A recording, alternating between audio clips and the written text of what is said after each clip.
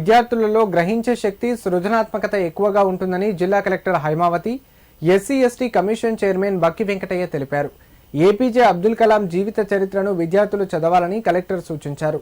విద్యార్థుల ఆలోచనలతో కొత్త ఆవిష్కరణలను, ఇన్నోవేషన్స్లను తయారు చేయాలని తెలిపారు. సిద్దిపేట పట్టణంలోని ప్రభుత్వ బాలికల హైస్కూల్లో ఏర్పాటు చేసిన జిల్లా స్థాయి సైన్స్ ఫెయిర్ వైజ్ఞానిక ప్రదర్శనను సిద్దిపేట జిల్లా collector Haimavathi, SC ST commission chairman Bakki Venkataiah, జిల్లా గ్రంథాలయ చైర్మన్ లింగమూర్తులు సందర్శించారు. విద్యార్థులు తయారు చేసిన ఇన్నోవేషన్స్ పరిశీలించి వాటి గురించి విద్యార్థులను అడిగి తెలుసుకున్నారు. ఈ సందర్భంగా వారు మాట్లాడుతూ, విద్యార్థులు చేసే చిన్న చిన్న ఆలోచనలు ఎన్నో పెద్ద పెద్ద ఆవిష్కరణలకు కారణమవుతాయన్నారు. సైంటిస్టుల కృషితో మనం టెక్నాలజీని అందుకుంటున్నామని అన్నారు. సైన్స్ ఫెయిర్లో పాల్గొన్న అన్ని పాఠశాలల ఉపాధ్యాయులను, సిబ్బందిని అభినందించారు. విజ్ఞానం అనేది ఎవరు సొంతం కాదు. ఎవరు మన మెదడుకి పదులు పెడతారో వాళ్ళందరూ గొప్పవాళ్ళే అవుతారు.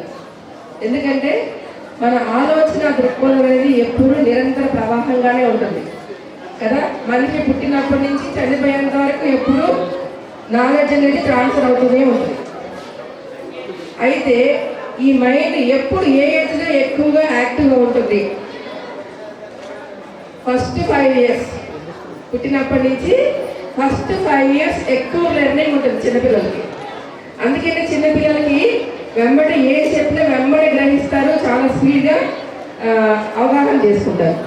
ఆ తర్వాత 18 years ఏజ్ వరకు, తర్వాత ఈ చదువుకునే వయసు ఏదైతే కనుక స్కూల్, కాలేజ్ ఏదైతే ఉంటుందో ఆ ఏజ్లో మీరు బాగా గ్రాస్పింగ్ పవర్ కూడా తర్వాత ఎక్కువ ఉంటుంది. కాబట్టి ఎప్పుడైతే కనుక, అందుకనే మనం విద్యార్థులు అంటాం, ఆ టైంలో మీరు ఎక్కువైతే ఏదైతే కనుక మీ మైండ్కి, మీ యొక్క మనసుకి ఎక్కువైతే పదులు పెట్టి ఎక్కువ విషయాన్ని గ్రహించడానికి మీరు అంటే ఏది కూడా రీజన్ లేకుండా తెలుసుకోవద్దు. ప్రతి దానికి కార్యకారణ సంబంధం ఉంటుంది. ప్రతి దానికి మీరు ఆ క్వశ్చనింగ్ ఎప్పుడైతే కనుక నేర్చుకొని దాని గురించి అవగాహన పెంపొందించుకోవడం కోసం మీరు ప్రయత్నం చేస్తారో అప్పుడు తప్పకుండా మీరు ఎక్కువ విజ్ఞానాన్ని సంపాదించడానికి అవకాశం ఉంటుంది.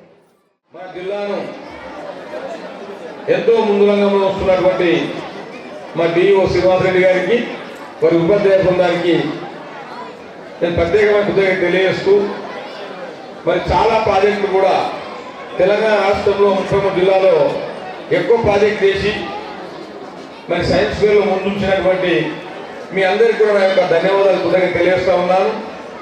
మరి సైన్స్ అనేది చాలా అవసరము. మరి ఆర్టిఫిషియల్ ఇంటెలిజెన్స్ ఈ యుగంలో, మరి సోషల్ మీడియా కాలంలో మరి చాలా ఇంపార్టెంట్ పెరిగింది. మనం అంతా కూడా నిత్య విద్యార్థులకు ఉండి ఎప్పుడు అప్డేట్గా ఉండాలి. మరి మీరందరూ కూడా మరి ప్రభుత్వ పాఠశాలలో మరి విద్య కూడా మరి ప్రైవేట్ పాఠశాల తీటుగా తీర్చిదిద్దాల్సిన అవసరం ఉన్నది. మరి ప్రైవేట్ పాఠశాలలు ఏముండదు, ఆర్భాటము, ప్రచారం తప్ప.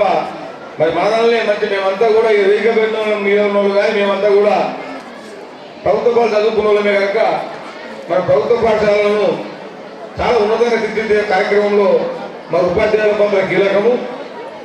మరి 10వ తరగతి పరీక్ష ఫలితాల్లో కూడా రాష్ట్రంలో మన జిల్లాను ముందు వరుసలో ఉంచాలని, మరి నాణ్య విద్య అందించాలని మరి కార్యక్రమంలో మీ అందరికీ కలిసేటువంటి మీ అందరూ ధన్యవాదాలు.